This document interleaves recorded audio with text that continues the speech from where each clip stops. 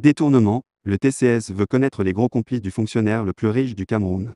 Même s'il connaît déjà son sort, l'homme qui est considéré comme le fonctionnaire le plus riche et le plus véreux du Cameroun va à nouveau comparaître devant les juges du tribunal criminel spécial ce mardi 14 février 2023. Emmanuel Lebou, qui a détourné 1,8 milliard mois pendant 10 bonnes années en détournant les salaires de plus de 20 000 fonctionnaires fictifs, a été récemment condamné à 104 ans de prison, mais l'affaire n'est pas pour autant terminée. Le ministère public pense que Lebou a certainement d'autres grands complices qu'il doit livrer, peut-être une manière pour l'État camerounais pour arrêter les plus gros poissons, contre certainement une réduction de peine aux fonctionnaires. Emmanuel Lebou ne comparaît pas seul ce mardi, d'autres Camerounais du nom de Panko Philippe Raoult, The Georges Bertrand, Ousmane Boukar Maliki alias Maloum Boukar, Imel Zanfa Carman Colin, Zouangono Nathalie Crescence comparaissent également ce jour, ils sont tous poursuivis pour les faits de détournement de biens publics. Comprendre l'affaire. L'argent qu'il a amassé pendant les 10 dernières années avant la découverte de son système de détournement représente une fortune colossale qu'aucun autre fonctionnaire camerounais ne pourra amasser toute sa vie. Emmanuel Lebou, qui a été arrêté il y a quelques années, connaît désormais le sort à lui infligé par les juges du tribunal criminel spécial TCS. Hier lundi 13 février, il a été condamné à 104 ans de prison pour détournement de 1,8 milliard mois pendant 10 bonnes années.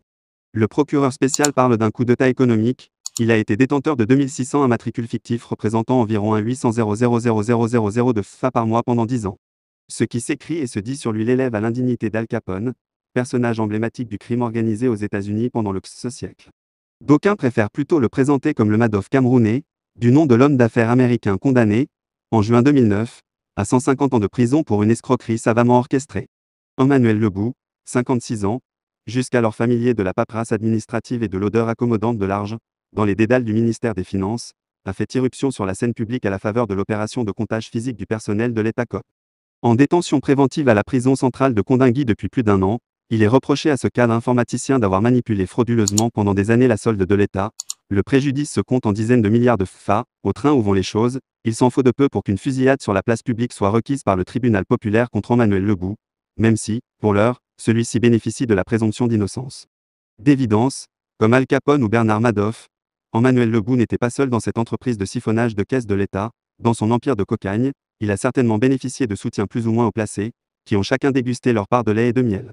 Une poignée est en détention provisoire, d'autres continuent de jouir de la liberté d'aller et venir, au nom de la loi du silence omerta propre à la mafia. Ces lieutenants dans cette cavalerie financière brûlent à coups sur des cierges pour qu'il ne délie pas sa langue. Le procès aux allures de tsunami promet d'être riche en répliques.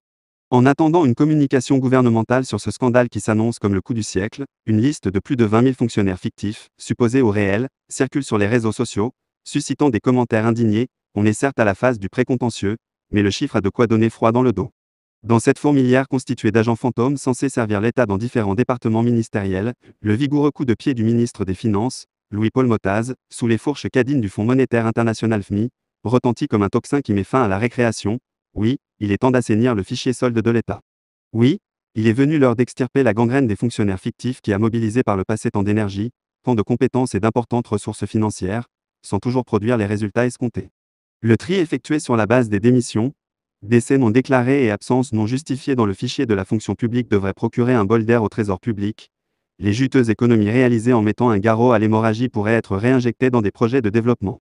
Dans tous les cas, la traque en cours doit déboucher sur des effets bénéfiques à tous les contribuables. Un échec serait une autre occasion manquée dans la concrétisation du binôme rigueur et moralisation, des marqueurs de renouveau que beaucoup de citoyens continuent de considérer comme un écran de fumée, une fiction à la camerounaise. Source: www.camerounweb.com